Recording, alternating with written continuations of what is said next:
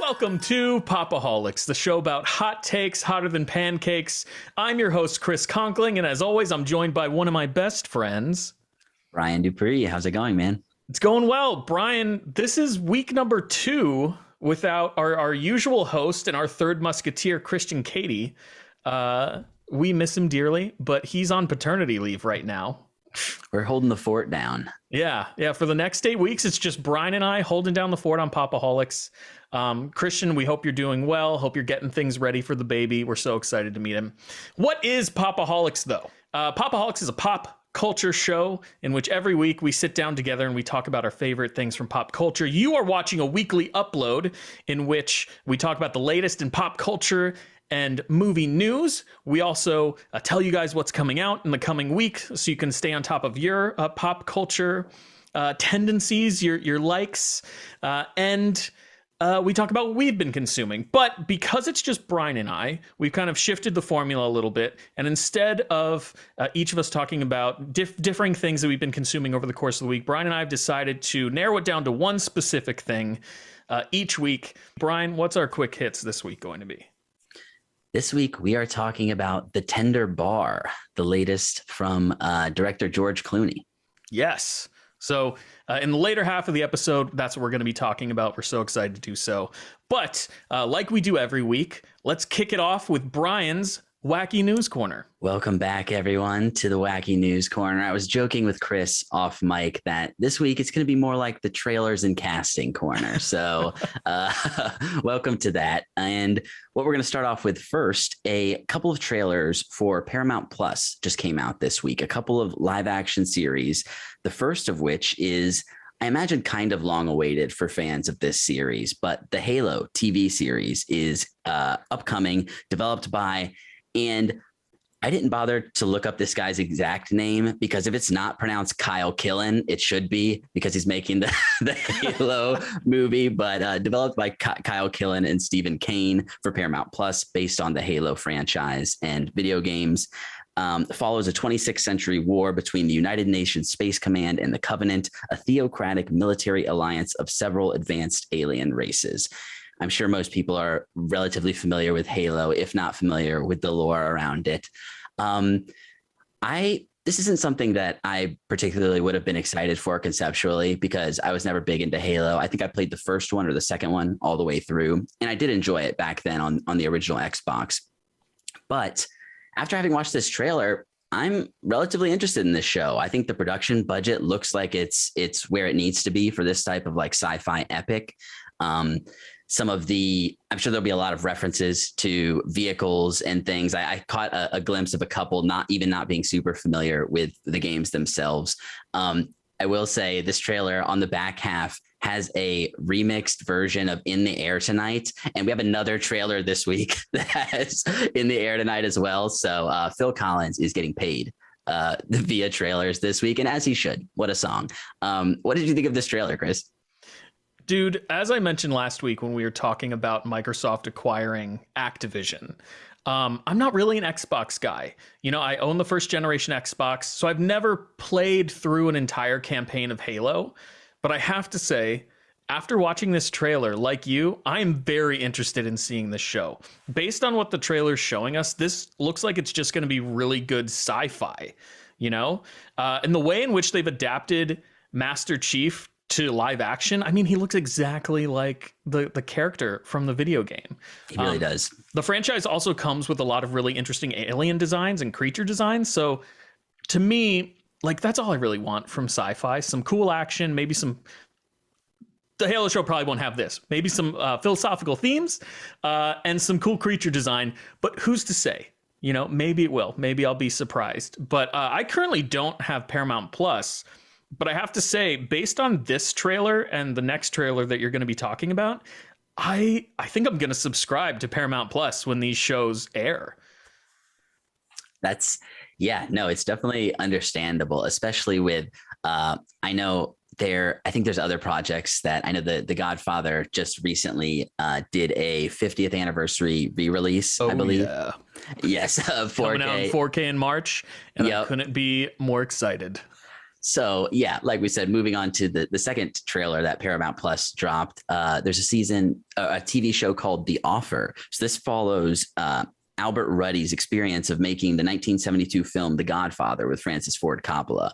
So obviously, The Godfather, 1972, American classic, largely to be considered justifiably to be one of the best films ever made. And I don't know anything about the making of this movie, really. I feel like I've heard some, like, just, you know, in passing when people talk about it on podcasts, kind of how maybe the mob was like aware of what was going on, wanted to meet Coppola at some point, but I guess the studio kind of shied him away from that. But it's interesting that this show seems to be focusing on very much a lot of what's going on around the movie and not necessarily like a making of documentary, which Right. I'm sure there's a lot of as well. So this seems like it could be very interesting and be playing around with a lot of real things that did actually happen and making them narratively interesting. I'm not going to say it's going to be as good as The Godfather itself, but the cast, definitely not. yeah, that's an impossible bar for the show to reach. Exactly. But Dan Fogler as Francis Ford Coppola seems to be really great casting. Looks the part well. Miles Teller as Albert Ruddy. There's a lot of good people in this. Juno Temple as Betty McCart, who we know from Ted Lasso. We're big fans of that show here. This trailer looked pretty great. Like I said, having not known all that much about The Godfather, me and my dad watched The Godfather for the first time for both of us in high school. He had never seen it. Oh, wow. And it was so funny because my uncle, I grew up 2 doors down from him. He came by. We're always in each other's houses. He just walked over, ended up sitting down and watching half the movie as well. It's just that kind of movie. Once you just kind of get sucked into it. It is absolutely that kind of movie. Every time when I was growing up, every single time The Godfather was playing on like TNT or Turner Classic Movies or any of those channels, no matter where it was in the film, my parents and I would always have to sit down and watch the remainder. But the downside is that The Godfather is like a 3-hour movie, and those channels put commercials into the movie. Oh my gosh. So it's literally like a Sunday afternoon's worth of cinema to get involved with whenever that movie comes on television for my family. But I'm really excited about this show. The Godfather has a very tumultuous production history, as Brian mentioned. The studio didn't initially want Al Pacino to play Michael Corleone. On top of that, there are a bunch of other production issues. But like you said, Brian, Dan Fogler looks like Francis Ford Coppola. I think it's perfect casting. I'm interested to see him do something a little more dramatic, mostly because I'm used to him being like a comedy guy from the early 2000s. Yeah, he's in the Fantastic Beasts movies, but even that role is more comedic. He is the levity in that film, or in those films, you know? So super interested to see what he can do in a dramatic part. Yeah, I'm 100% going to subscribe to Paramount Plus to watch this show. The Godfather is one of my favorite movies of all time, as it is for many people. So right. Yeah, this is a total win. I can't wait to see what they do with this. So yeah, that's new trailers for the Halo series, as well as The Offer, the Godfather making of sort of series. Very different types of shows. Yes, very different. But hey, the service seems to be trying to diversify and put content that, like you said, this is gonna drive you to it on multiple fronts. So it sounds like a good move. Yeah, for Paramount Plus. All right, moving into the casting portion, and then back to trailers later. Don't worry, folks. We'll get back to it. Joseph Gordon-Levitt and Chloe Grace Moretz have signed on to star in a new movie based on an adaptation of Deborah Layton's memoir, Seductive Poison. So she is one of the few survivors who was involved in the Jonestown cult. And so Joseph Gordon-Levitt is playing Jim Jones, and Grace Moretz is playing Deborah Layton. This is another one where I know some things about this. I listened to the last podcast on the left a few years ago. I got kind of into that show, and they did a whole series on Jim Jones and Jonestown. And I learned a lot more than I knew previously about that. But obviously there's a whole memoir here of someone who was personally involved. So I'm sure there's going to be tons to pull from here. It's funny. It seems like Jim Jones is having a bit of a renaissance, I for was better or say, for worse. What's happening in Hollywood right now? Yeah, because where Leonardo everybody DiCaprio wants to make a Jim Jones movie, and why? Why? You know, like it's such a horrific thing, and he's such a terrible person. The phrase something's in the water came to me, and that just seems poor taste. Oh my God. But I'm so sorry. But yeah, so Leonardo DiCaprio is also going to be playing Jim Jones in a film. So, but yeah, these two actors, I think they're pretty consistently quality in their work. And it's hard to say I'm excited about a movie about Jim Jones, but I am interested in the perspective that this person has, and who was so close to him for a period of time and was able to get out, as so many unfortunately weren't. You know, I talked about this when we reported on Leo DiCaprio starring as Jim Jones a couple of months ago, right? And it's weird having this conversation, but the one thing you need as a cult leader is charisma, right? And I think I know that's fucked up to say, Brian, but I mean, it's true, you know? And I think Leo definitely has the charisma necessary, and I think Joseph Gordon-Levitt does too. But they're very different types of actors. So, like you said, I'm not necessarily like excited to see two Jim Jones movies, but I am interested to watch both of their portrayals and see how they're different. You know? Yeah. Definitely. So yeah, weird news. I wouldn't be surprised if like 5 or 4 months from now, someone else is like, we're making a third Jim Jones movie, and we're back talking about it again on the podcast for some reason. Yeah, it's definitely a bit of a weird one, but like you said, it'll be interesting to see and compare these projects and get different perspectives on this very wild and tragic story. And I mean, just to tack one more thing on, like, true crime is super popular nowadays, right? It has been for like the last 5 years. So the fact that we naturally kind of gravitate toward these sort of stories, despite the fact that they're like these horrific events, doesn't surprise me, really, I guess. No, definitely. And yeah, unfortunately, you'd like to think that these things happen and we learn from them and then they won't happen again. Proves time and time again to not be the case, unfortunately. Right. So yeah, happy times, happy discussions here on Pop-O-Holics. Great stuff in pop culture. So that's Joseph Gordon-Levitt and Chloe Grace Moretz starring in the Jim Jones movie White Knight. All right, another piece of casting news, which is a little lighter, hopefully. And I'm not sure how familiar you are with this character, Chris, but Dakota Johnson is currently in talks to play Madam Web in Sony's Marvel Cinematic Universe. So this is going to be their first, in the article I read, the first modern female-led movie in Sony's MCU. Yeah. And it's going to be directed by S.J. Clarkson and written by Matt Sazama and Burke Sharpless, who worked on Morbius as well, the movie that may or may not exist. So you can't really judge their credits at this point. They only shot a trailer, Brian. And, you know, they got a Venom joke in there, though. So I think that was all that the trailer was for. Apparently in the comics, Madam Web is some way tied into the multiverse, which is something that both sides of MCU and Sony's MCU are very much betting on and leaning into right now. Apparently, she often is depicted as an elderly woman who's kind of paralyzed in bad health and has a chronic autoimmune disorder that requires her to connect to a life support system that resembles a spider web, which I imagine is where her name comes from.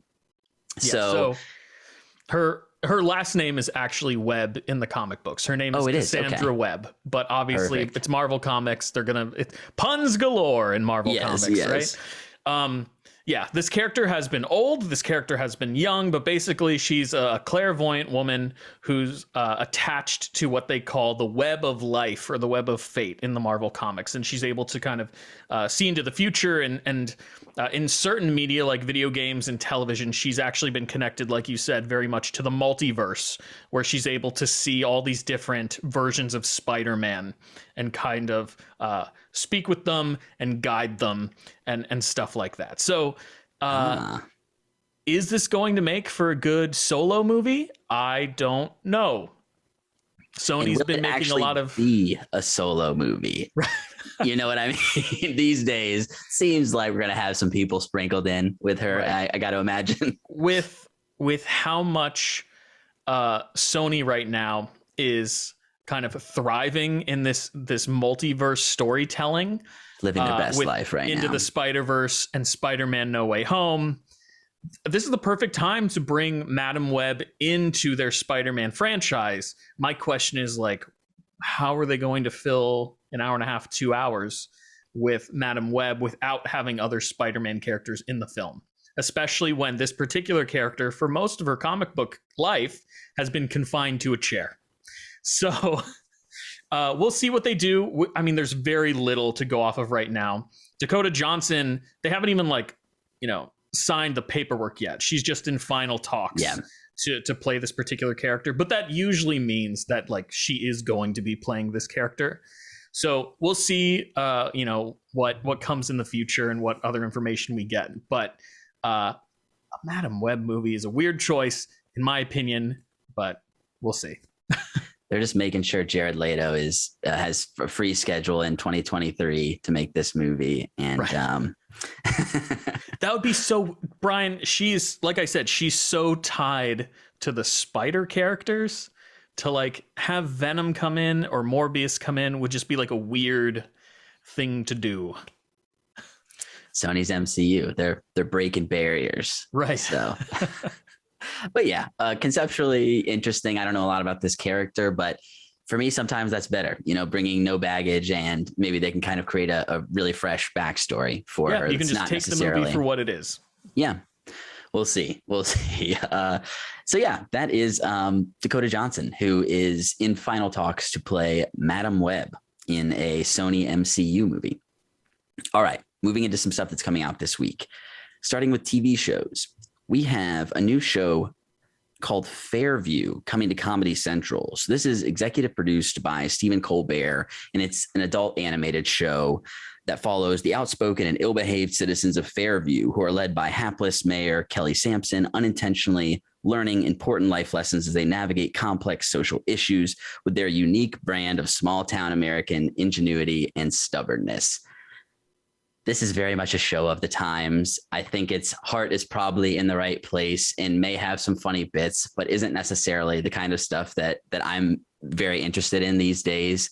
The trailer looked fine, and I think it'll find an audience. Probably the same audience who is still following Colbert to a large degree. I think you kind of know what you're getting with this show, but it seems to be something that could bring some humanity to different perspectives that people sometimes have trouble understanding if you don't live in particular communities. So I think it could be good. And comedy is obviously a great way to kind of break down people's preconceived notions about things and about who people are. So this show could be decent. What did you think of this trailer, Chris? Is this something that you would check out? Probably not, to be perfectly honest. It had the kind of feeling of maybe South Park, but a little more political. Character design was very weird. No legs, right? No Everyone's legs. Just floating around, kind of like hopping. Yeah, It's very strange. Maybe I'll check out the first episode, but it's not something that I'm necessarily drawn to. We've talked about a lot on the show about how the three of us in our earlier years watched more adult cartoons than we tend to now, at least me specifically. But we'll see. This, like you said, will definitely find its audience, especially considering it has Stephen Colbert's name attached to it. But right off the bat, I really don't have any interest in this show, but word of mouth does wonders for a show like this. So if people watch it and they're like, you got to watch Fairview, I'll definitely check it out. Yeah, so that's Fairview, created by Anthony Huhulis, who also is one of the stars of the show. That'll be on Comedy Central this Wednesday, premiering. All right, coming out this Friday from Netflix, we have Inventing Anna. The plot of this show is a journalist investigates the case of Anna Delvey, the Instagram legendary heiress who stole the hearts and money of New York elites. So this is created and produced by Shonda Rhimes, and it's based off a New York Times article called How Anna Delvey Tricked New York's Party People by Jessica Presler. I don't want to say too much about this show. I think this is one that I definitely want to check out. Stars Julia Garner, who I was really impressed by in The Assistant from 2019, a movie that if people haven't checked out, it's definitely worthwhile. Kind of a movie very much about the Me Too movement and production houses in Hollywood and kind of what an assistant in that life goes through and has to deal with. Really good stuff. And this is a story that obviously is based on real events, and there's questions about who this woman is and who she claims to be and what she's presenting and selling to people and acquiring vast sums of money from them in some cases.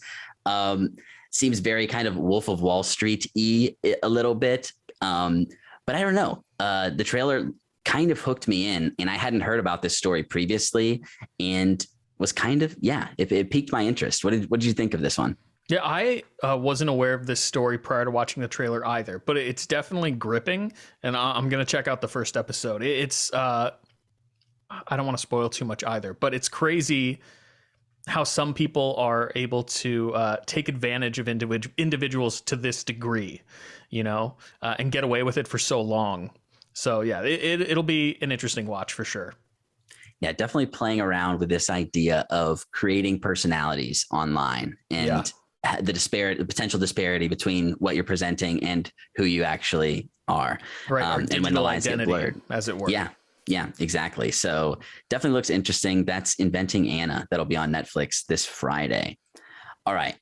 A show that we've talked about for, I feel like, over a year. We originally talked about this, but the reimagining of the sitcom Fresh Prince of Bel-Air called Bel-Air is coming out this Sunday to Peacock. And this is developed by Will Smith and Morgan Cooper. Morgan Cooper, who had basically made a fan short concept about this that ended up getting developed into a full series, a reboot, obviously, of the original Fresh Prince of Bel-Air. It stars Jabari Banks, Adrian Holmes, Cassandra Freeman, Ali Shaladin, Coco Jones, and many more. This is the sort of show that I know we had this conversation when it originally got picked up and was going to be developed into a show. I grew up watching Fresh Prince, and it was definitely one of my favorite sitcoms back in the day.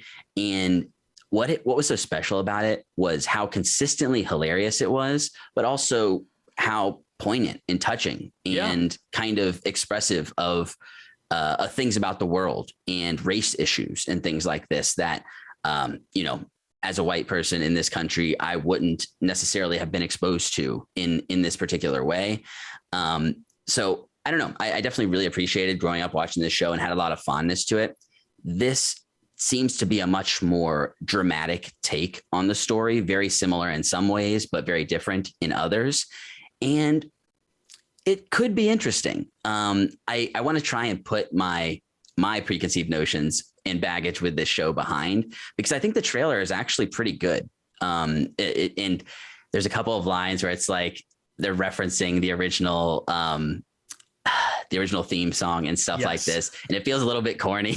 Just like, if you're going to do it, go all in and just be cheesy. But I don't know. How do you feel about Bel-Air? I hope this show's good. I guess that's the best way for me to say it. I hope it's good too. I never want a project to fail. I always hope that everything that gets made is good. That isn't the case, but you have to go in with a positive outlook. The show has Will Smith's blessing. So he, at the very least, likes what he's seen from the show. But like you said, Brian, this is a tonally different beast than what the original Fresh Prince was. Right. I would say that the original Fresh Prince was primarily comedy, like you mentioned. And this is much grittier, much more dramatic. But maybe that's what this generation of viewers wants. The original Fresh Prince had a laugh track. This doesn't, but it is interesting. I might check out the first episode. The Peacock thing is a bit of a barrier, Yeah. If I'm going to be giving my money to Paramount Plus, I can't necessarily give my money to Peacock as well. I will say they usually at least do the first episode is available for their free trial. Yeah. So if you wanted to check out the first one, I think you can do a free account with Peacock. And if it hooks you, you can sign up for a month. We'll have to do that. So yeah, that's Bel-Air. That'll be airing on Peacock this Sunday. moving into some movies that are coming out this week. The boy Steven Soderbergh is back, prolific. He just can't stop, and I'm so here for it. With a movie that's like incredibly topical. Oh yes, as usual with his stuff. But this is KIMI that'll be on HBO Max this Thursday, and it follows a tech worker with agoraphobia who discovers recorded evidence of a violent crime, but is met with resistance when she tries to report it. It stars Zoe Kravitz in the lead, as well as Rita Wilson, and it's written and produced by David Koepp, who also is a ridiculously esteemed writer in his own right. Wrote Jurassic Park, Mission Impossible. He's written a bunch of classic movies as well. So we have all the right ingredients here. With Zoe Kravitz in the lead. The trailer looks great. I cut it off in the last minute because it was getting a little bit like, all right, we're moving into second act here and I don't want to. But this is one that I was already in the bag for. What do you think about KIMI? This is definitely something I'm going to sit down and watch with my wife. She's very much into this type of thriller film. Immediately after watching the trailer, I was looking around my house at all the HomePod minis that we have. Smart devices. Are you listening to me right now? So yeah, that's why I said this film is very topical. But yeah, this should be good based on all the creatives involved with it. Oh yeah, for sure. Maybe something we can cover in the future as well. Yeah, depending on how we feel about it. So yeah, let us KIMI. know, loyal listeners and viewers, if you want us to cover KIMI. Email us at popaholicscast@gmail.com or reach out to us on Twitter at Pop-O-Holics. Yes, please do. Please do. So another movie that is coming to theaters this Friday that I'll say it now. I didn't think it was going to happen, but we could be covering this later this month. Death on the Nile. Death on the Nile is coming out this Friday. This is the latest from Kenneth Branagh. It follows Belgian sleuth Hercule Poirot and on his Egyptian vacation aboard a glamorous river steamer that turns into a terrifying search for a murderer when a picture-perfect couple's idyllic honeymoon is tragically cut short. A lot of adjectives in this description. This is one that has just every single person in the cast. We have Branagh himself as Hercule Poirot, Tom Bateman also returning from the Murder on the Orient Express, which was the last movie they made based on Agatha Christie novels, both of these. We have Annette Bening, Russell Brand, Ali Fazal, Dawn French, Gal Gadot, Armie Hammer, Rose Leslie, Emma Mackey, Sophie Okonedo, Jennifer Saunders, and Letitia Wright. So a lot of star-studded, a lot of potential murderers. This movie has been long delayed for a variety of reasons that we can't get into all of them right now. But this movie looks like it could be fun. There are moments in the trailer that are very silly. And I'm not going to call anyone out in particular. You can go online and see what has been memed, and you already know this already.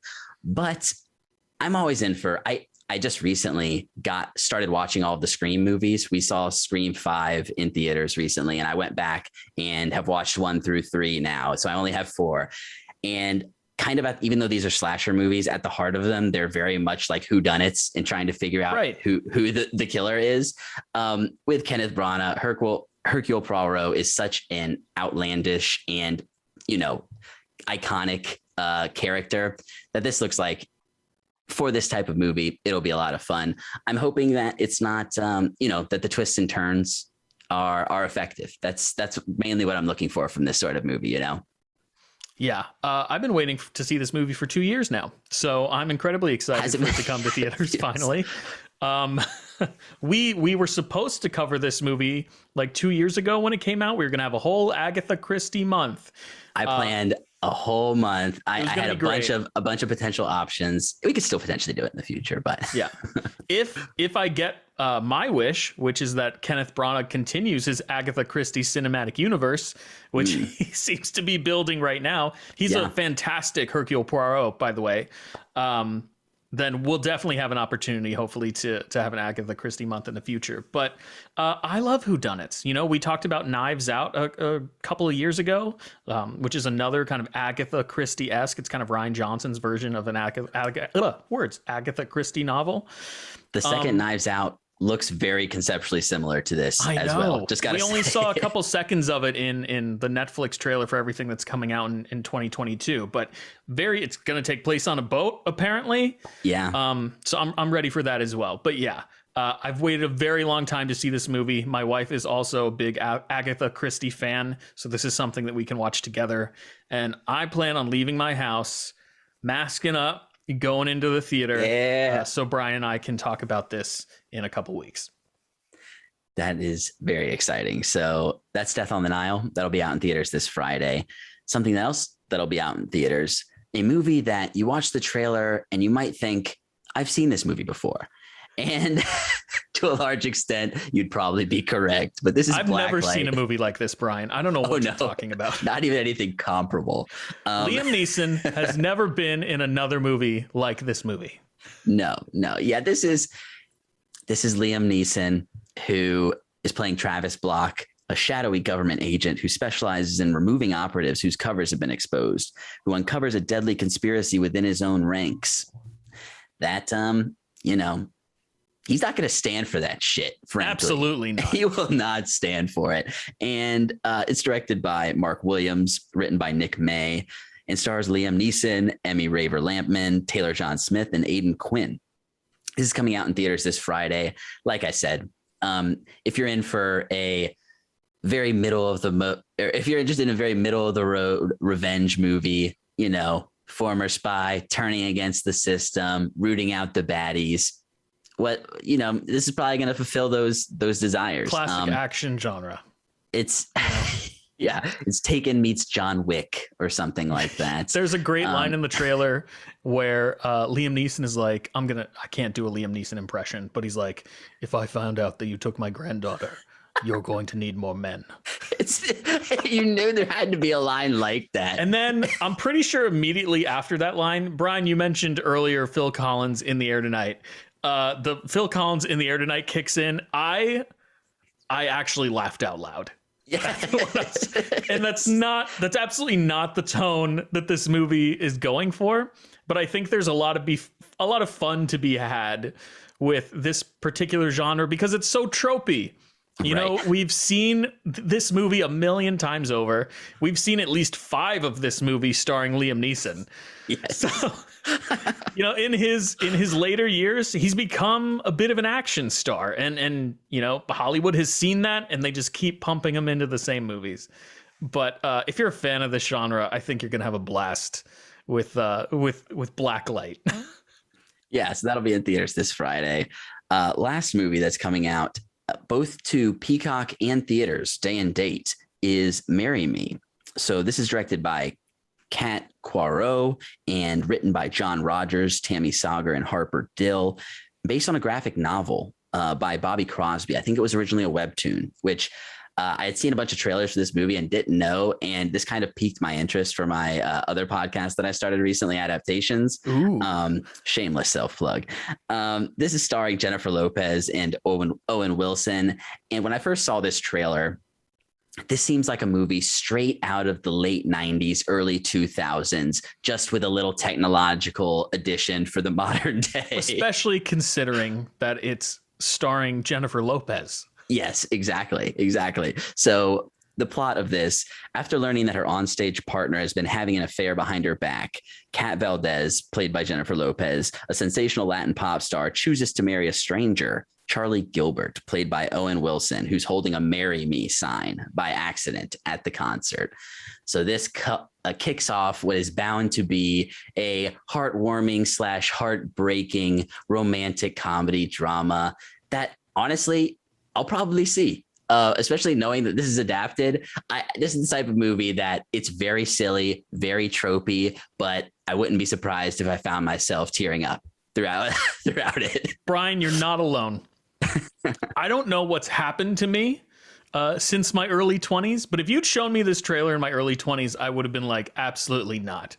But as I'm watching this trailer, I'm like, oh, this looks really charming. And like, I think I would really enjoy the dynamic between Owen Wilson and Jennifer Lopez. And I'm like, I think my wife would also really like to watch this movie. Oh my God, it comes out on Valentine's Day. What perfect marketing. Like it looks like just a charming rom-com. And I can't believe that came out of my mouth. But I also will probably end up watching this movie. So yeah, that's Marry Me. That'll be coming out this Friday to theaters and Peacock as well. And that is it for the wacky news this week. Brian, so incredibly wacky, filled with trailers and casting news. You can't get much wackier than that. Brian, thanks for delivering the news. As always, we're now going to move in to our community feedback section. Welcome back to the Pop-O-Holics community feedback section, loyal listeners.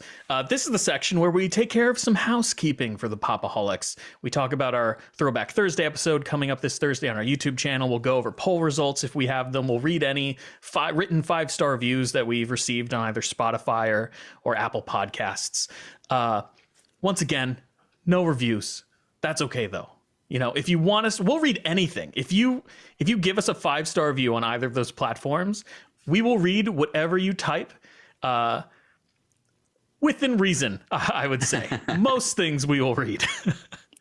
And we don't have any poll results on our Twitter this week, but we typically post those once a month. You can, again, like I mentioned earlier, head on over to Twitter at Pop-O-Holics. You can find us there.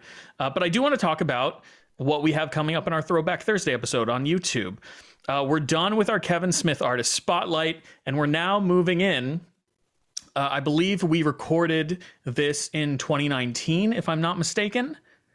Right? 2019, or was it 2018? We'll have to look it up. 2019. 2019. We're moving into that year's October theme, which was Crazy Clown or Killer Clown Month, which we kicked off with It and It Chapter 2 with the wonderful guest, Susan Tekla Kruglinska joined us for that episode. It was a whole lot of fun. But yeah, if you're into spooky, scary clown stuff, head on over to our YouTube channel this Thursday and check out the conversation we had in regards to It and It Chapter 2 a couple years ago. Brian, do you remember anything standing out in particular about this episode?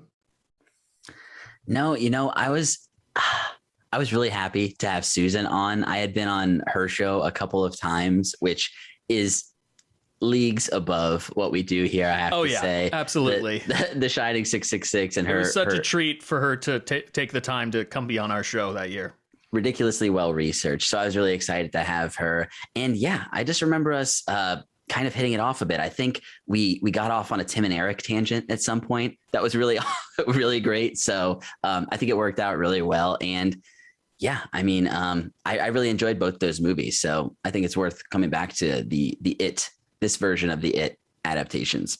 Absolutely agree. So head on over to our YouTube channel, youtube.com/Pop-O-Holics this Thursday, and you can check out a conversation about It and It Chapter 2 with Susan. Brian, that's going to do it for the first part of the show. We're going to take a quick break, and then when we come back, we're going to talk about George Clooney's The Tender Bar. Your grandfather is a selfish old prick who resents taking care of his family. And yet, you all end up back here at my house. Welcome. I'm your only uncle, so I'm also your favorite uncle, right? Sounds like some maybe. I have no idea how, but you are going to law school. So you can sue your father for child support. No, so he can help with your fines about the septic tank. No, here we go. Hey, whose kid is that? My sister's. Which sister? The hot one or the crazy one? What, do you want to die? Okay, 2 rules. I'm never gonna let you in. And I'm gonna always tell you the truth. Your father is deadbeat. I'll take care of you. Teach you the male sciences. I saw you in the yard playing sports. You're not very good. That was from the trailer of The Tender Bar, now streaming on Amazon Prime. In this week's Quick Hits, that's what we're going to be talking about. This film is based on a 2005 memoir from J.R. Moringer. It's directed by George Clooney, written by William Monahan. The score is by Dara Taylor, and it stars Ben Affleck, Ty Sheridan, Daniel Ranieri, Lily Rabe, Christopher Lloyd, Max Martini, and many more. This came out in 2021. So unlike last week when we talked about a 400-year-old play adapted by Joel Cohen, and we just went right into spoilers. We don't really want to spoil anything for this movie for you guys, so we're going to break it up this week. First, we're just going to give our general non-spoiler opinions about the film. Then we'll talk about, in more spoilery territory, our favorite moments of the movie and things that stood out to us. So with that, Brian, what were your non-spoiler opinions of The Tender Bar? So I watched this before you did, and I think I texted the group, The Tender Bar is a nice movie. Not, nice isn't always the best adjective to describe something. Like, that person has a nice personality. I was thinking about saying nice little movie, and that would have just been condescending. That would have been even worse. But honestly, I don't mean it as condescending as it could sound, because this movie is very, very enjoyable. It's a kind of classic coming of age story that doesn't force you too deeply into your emotions. There are arcs, there are things that are overcome, but none of them are ridiculously, I don't know what the right word is, but it's not nearly as dark as a story that has some of the themes that this is playing around with could be. Obviously, this is based on a memoir. So it's based on a true story and told from the perspective of the person who went through all of this, JR himself. I think all of the acting performances are really great.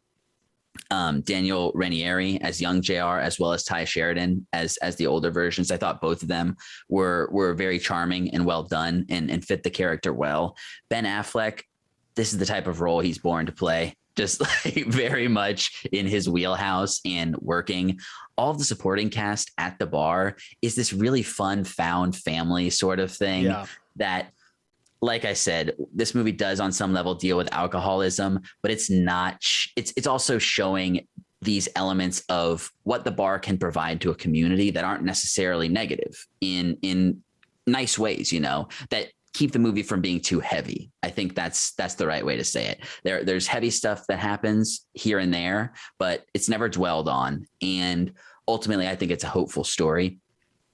I think it's also a really funny movie as well. I was laughing pretty consistently through this.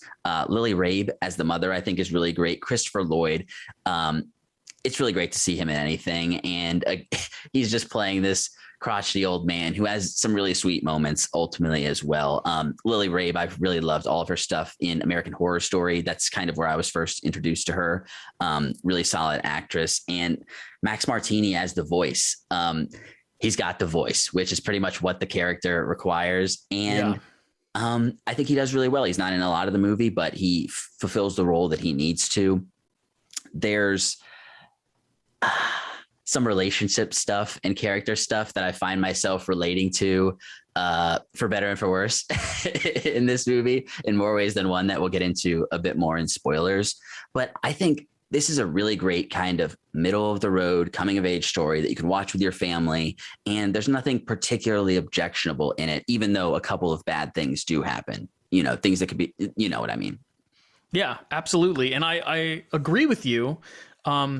Like you said, this is just a heartwarming, genuine coming of age drama, and we were talking in chat, like not all movies need to be blockbusters or visual feasts like what we watched last week, The Tragedy of Macbeth. Like there's still room in Hollywood for movies like this that are just trying to tell a human story. And I found myself really enjoying this film. You're absolutely right in terms of the performance from Ben Affleck. Like, this is where he thrives. And what I really like about what Ben Affleck has been doing recently, since his work as Batman, is he's kind of switched it up in the projects that he's been choosing. I've listened to a couple interviews with him, and he's kind of like reassessed his priorities, and he's only picking projects that he absolutely wants to do. And when an actor's doing that, it really shows in the performance. When they're enjoying working, we get to enjoy them perform well. Ty Sheridan is proving to be a very charming young man. Like the few things that I've seen him in, even though he was in some stinkers like the X-Men movies, he himself is a very good actor, and I'm really excited to see what he does in the future. Daniel Ranieri. Daniel Ranieri. His last name gets me for some reason. I don't know why.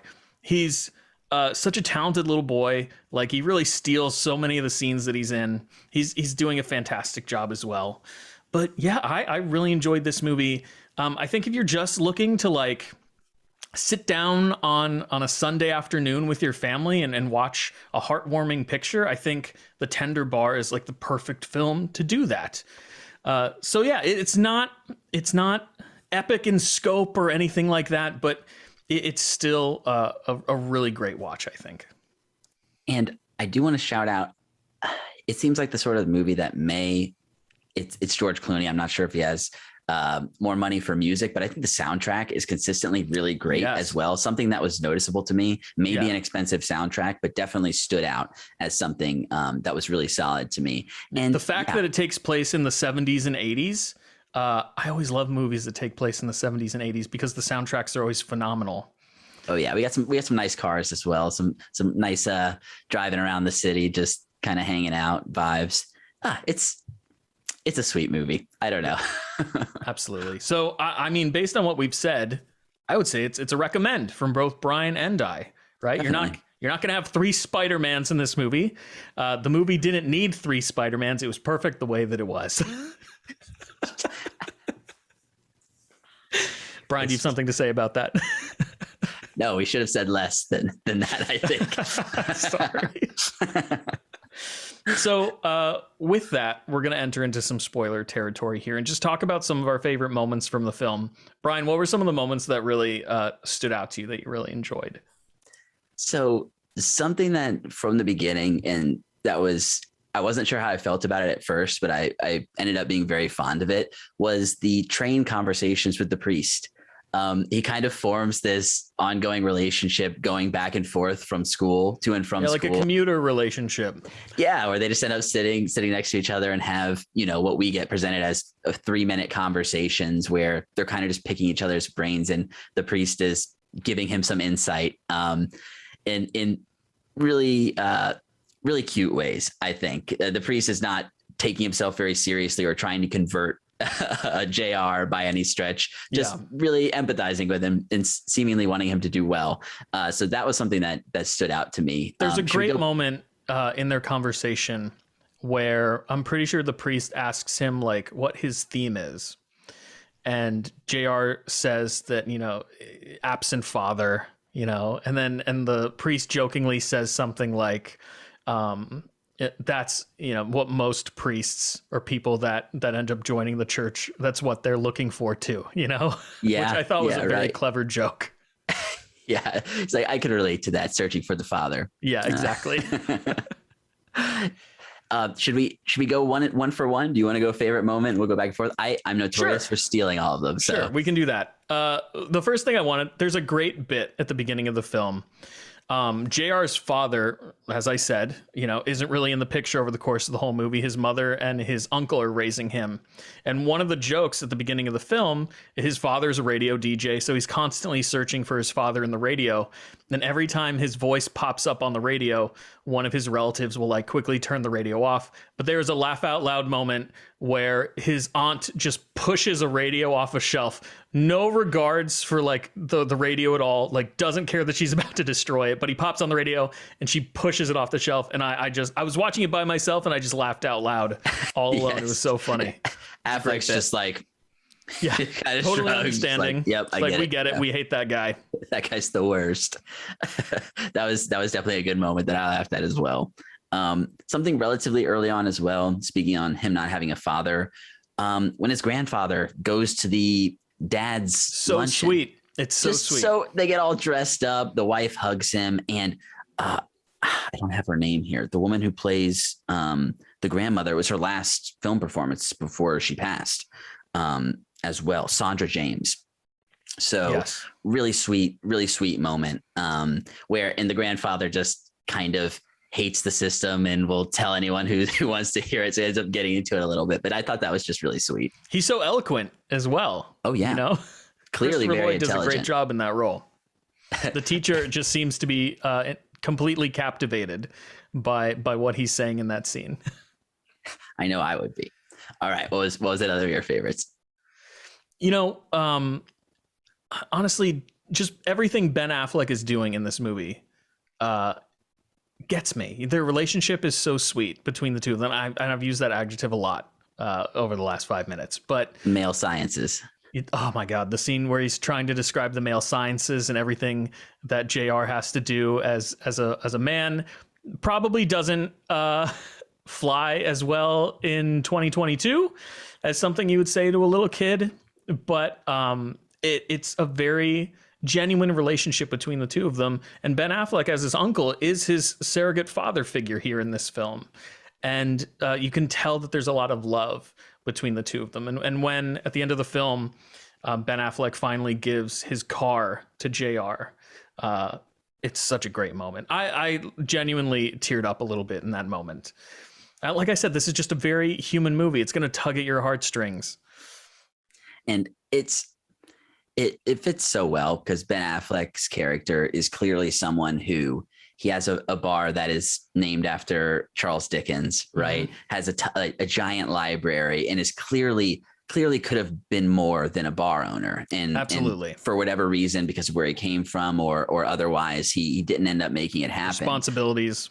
Yeah. Right. He's supporting his family, staying with a lot of his family. And it's a nice foil to JR. It's someone that he sees the potential in JR and basically helps him realize that he wants to become a writer and, facilitates that for him. So I think he helps pay for college as well, or he gets a full ride, but he's really supporting him. And like you said, it's a really beautiful found father relationship there, as well as the people in the bar, to the point you were talking when he gives the car away, all of them are kind of giving him shit about like, can this kid even drive? Are you old enough for that? It's heartwarming. And they're also like uncles, Exactly. Yeah. He's all the bar uncles. What's the phrase that they always say? It's like, back him up on me. Yeah. I don't think I'd ever heard that phrase before, I hadn't either, no. Everyone was backing up each other. I was like, all right, this is great. All right. We talked about how funny this movie is. I'll say the funniest moment for me, and I'm not sure if this, I didn't want to text you about it because I wanted to get your reaction here, but the first class that JR is taking in college, they're talking about the Iliad and the Odyssey, the teacher is, and he's talking about the ancient epics and he calls them poems. Right. And I think he's just saying poems in an affected way. And JR's friend turns to him and he says, "What's a poem?" And JR just without break says, "Oh, somebody who's not Jewish." Dead. I absolutely died. I just thought that was so perfect. The comic timing of it. It was out of nowhere. And yeah. He does that a couple times throughout Ty Sheridan does that a couple times throughout the film where like one of his friends will ask him what something means and he just gives them the completely incorrect definition of it. So confidently though. It's great. Yeah. I'm so telling perfect. You, the charisma's there, man. Definitely is there. So that was a standout moment for me. Probably the most laugh out loud moment for me. That definitely was a gut punch. Definitely the scene. We'll go a little bit further down the line, but the scene in which he's eating breakfast with, I'll say, his girlfriend's parents. There's so much tension in that scene, and they're being so derogative toward him. I love seeing that he was able to dish it out as well, and like. Oh man, I've been in situations like that are just super uncomfortable with like current girlfriend's parents. It's never a fun situation to be in, but very relatable. You ever fucked in a Volvo? So good, so great. Just flat out asks the dad. The perfect way. And then it immediately cuts to him walking down their driveway. Just boot it out. I wish it would have done the Fresh Prince, like throwing jazz out the front door. That's a throwback there, folks. Callback. Did you have any other favorites? I think I have one more. I'm going to let you give your one more and then we'll give our final thoughts on the Tender Bar. Okay. I thought Uncle Charlie, Ben Affleck, going to the psychiatrist with JR and kind of just dressing him down. I think movies typically don't present the psychiatric professions in a positive way, which isn't necessarily a good thing. But this guy was clearly just a douchebag who was kind of doing a power play, trying to get with his mom, and just seeing him dressed down by Ben Affleck when this guy thought that he was just kind of this, nobody who wasn't going to be able to intellectually stand with just him. Like trailer trash, basically. Yeah, he just Horrible. takes him down a notch, and I felt good about that. Yeah, as did I. It's a great scene. And then again, that scene also shows us that like his character could have been much more than what he is had he not had these, responsibilities to family. He's a very intelligent person. So I also really enjoyed that scene. It was very funny. So yes, Brian, that pretty much covers it for the Tender Bar. It wasn't a long conversation, but like Brian said, it's a middle of the road movie, but that's not a bad thing. We still need these movies to exist. They're just feel good movies, So yeah, Brian, recommend.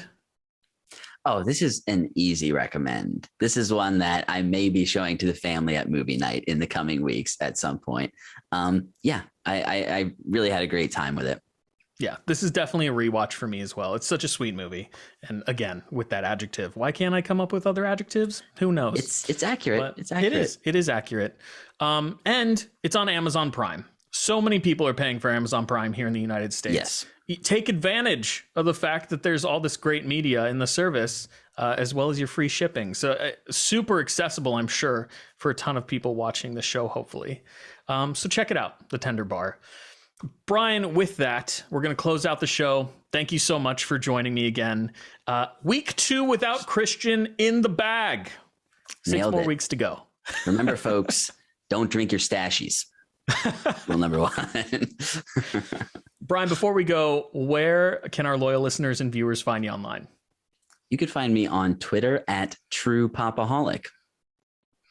And you can find me on Twitter at Chris Conkling, talking about all things nerdy, comic books, television, movies, video games, collectibles. If it's nerdy, I'm talking about it. And then, of course, you can find Pop-O-Holics on Twitter at Pop-O-Holics. You can find us on Instagram at Pop-O-Holicscast. You can email us at popaholicscast@gmail.com. Please do so. We love hearing from you. Email us feedback or recommendations for things you want us to cover in the future, guests you would like for us to have on the show. We love to hear all of it. And that's going to do it for this episode of Pop-O-Holics. Thanks again, and we'll see you next time on